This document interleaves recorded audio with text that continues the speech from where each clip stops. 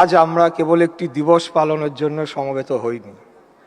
আজ আমরা এসেছি শহীদদের স্মরণ করতে, সত্য উচ্চারণ করতে এবং ন্যায় বিচারের শপথ পুনর্বিস্মরণ করতে।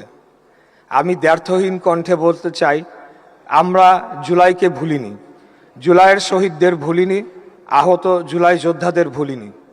আর জুলাই গণহত্যার পূর্ণাঙ্গ বিচার না হওয়া পর্যন্ত আমরা থামব না ইনশাল্লাহ। গভীর শ্রদ্ধার সঙ্গে স্মরণ করছি জুলাই গণঅভ্যুত্থানের সকল শহীদকে। শ্রদ্ধা জানাচ্ছি সেই সাহসী ছাত্র জনতাকে যারা বন্দুকের সামনে বুক পেতে দাঁড়িয়েছিলেন, যারা ভয়কে পরাজিত করে অন্যায়, বৈষম্য ও দমনপীড়নের বিরুদ্ধে প্রতিরোধ গড়ে তুলেছিলেন। আপনাদের সাহসেই বাংলাদেশ ঘুরে দাঁড়িয়েছিল। আপনাদের আত্মত্যাগেই মানুষের অধিকার পুনরুদ্ধারের পথ তৈরি হয়েছিল। আপনাদের রক্তেই রচিত হয়েছে আমাদের জাতীয় ইতিহাসের এক অবিস্মরণীয় অধ্যায়। জুলাই কোনো ব্যক্তি, দল কিংবা গোষ্ঠীর সম্পত্তি নয়। জুলাই বাংলাদেশের জনগণের, জুলাই আমাদের জাতীয় ইতিহাসের এক অবিচ্ছেদ্য অংশ। বাংলাদেশ একবারই স্বাধীন হয়েছে 1971 সালের মহান মুক্তিযুদ্ধের মাধ্যমে। মহান মুক্তিযুদ্ধ আমাদের একটি স্বাধীন রাষ্ট্র, একটি সার্বভৌম ভূখণ্ড এবং একটি গর্বিত পতাকা দিয়েছে। জুলাই সেই স্বাধীনতাকে রক্ষা করার এক রক্তাক্ত লড়াই।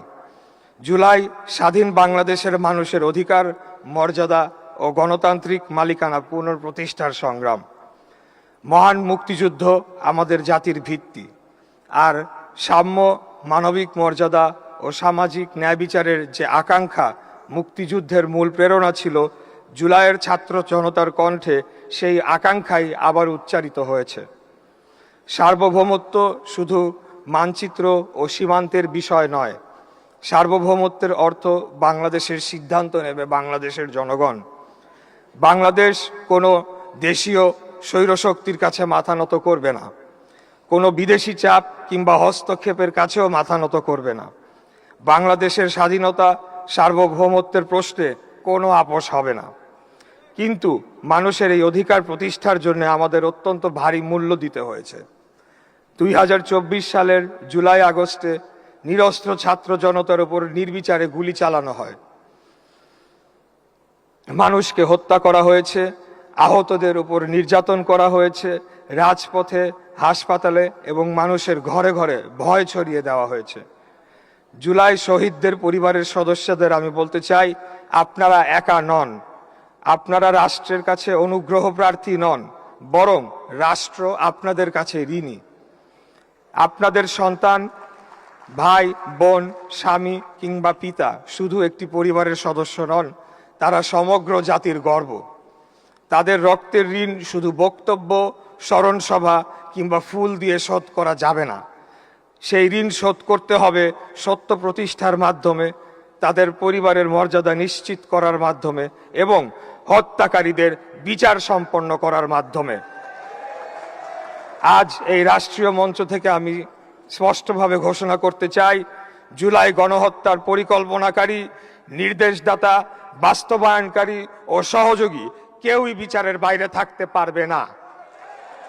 যে হাত গুলি চালিয়েছে, যে মুখ হত্যার নির্দেশ দিয়েছে, যে শক্তি গণহত্যার পরিকল্পনা করেছে, যারা আলামত নষ্ট করেছে এবং যারা অপরাধীদের আশ্রয় কিংবা পালিয়ে যেতে সহযোগিতা করেছে, প্রত্যেককে জবাবদিহিতার আওতায় আনতে হবে। এই বিচার প্রতিশোধের বিচার হবে না। এই বিচার হবে প্রমাণ ভিত্তিক, স্বচ্ছ, নিরপেক্ষ এবং আন্তর্জাতিকভাবে গ্রহণযোগ্য। আমরা আংশিক বিচার চাই না, পূর্ণাঙ্গ বিচার চাই। আমরা দীর্ঘসূত্রিতা চাই না, কিন্তু যৌক্তিক সময়ের মধ্যে গ্রহণযোগ্য বিচার চাই। কারণ বিচারের অযৌক্তিক বিলম্ব শহীদ পরিবারগুলোর প্রতি আরেকটি অন্যায় হবে। জুলাই গণহত্যার বিচার সম্পন্ন করা শুধু একটি সরকারের রাজনৈতিক অঙ্গীকার নয়, এটি স্বাধীন ও সার্বভৌম রাষ্ট্র হিসেবে বাংলাদেশের নৈতিক ও সাংবিধানিক দায়িত্ব। আমাদের আহত জুলাই যোদ্ধাদের অনেকেই আজও অসহনীয় কষ্ট বহন করে চলেছেন। কেউ দৃষ্টিশক্তি হারিয়েছেন, কেউ হাত কিংবা পা হারিয়েছেন, আবার কেউ স্থায়ীভাবে পঙ্গুত্ব বরণ করেছেন। আমি তাদের বলতে চাই, আপনারা অসহায় নন, আপনারা কারো বোঝা নন, আপনারা এই জাতির সম্মানিত যোদ্ধা। আপনাদের চিকিৎসা, পুনর্বাসন, শিক্ষা, প্রশিক্ষণ, কর্মসংস্থান ও সামাজিক নিরাপত্তা নিশ্চিত করা রাষ্ট্রের দায়িত্ব।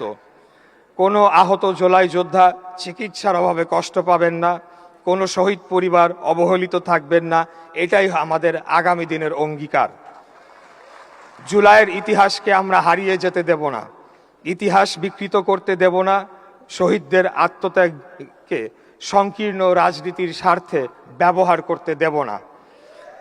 শহীদ ও আহতদের পরিচয়, তাদের সাক্ষ্য এবং জুলাইয়ের প্রত্যেকটি গুরুত্বপূর্ণ ঘটনা যথাযথভাবে সংরক্ষণ করা হবে। ভবিষ্যৎ প্রজন্ম জানতে পারবে কিভাবে বাংলাদেশের ছাত্র জনতা অন্যায়ের বিরুদ্ধে বুক পেতে দাঁড়িয়েছিল।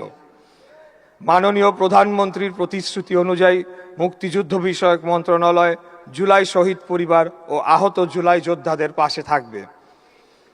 মন্ত্রণালয়ের দায়িত্ব থেকে এবং আপনাদেরই একজন হিসেবে আমি আজ আবারও জাতির সামনে অঙ্গীকার করছি, শহীদদের রাষ্ট্রীয় মর্যাদা নিশ্চিত করা হবে, আহত জুলাই যোদ্ধাদের চিকিৎসা, পুনর্বাসন ও সম্মান নিশ্চিত করা হবে, জুলাইয়ের ইতিহাস সংরক্ষণ করা হবে এবং গণহত্যায় জড়িত প্রত্যেক অপরাধীর বিচার সম্পন্ন করা হবে।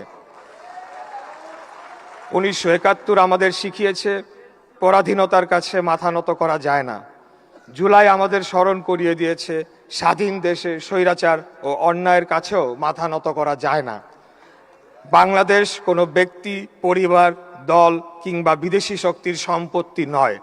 বাংলাদেশ তার জনগণের, বাংলাদেশের মালিক বাংলাদেশের জনগণ।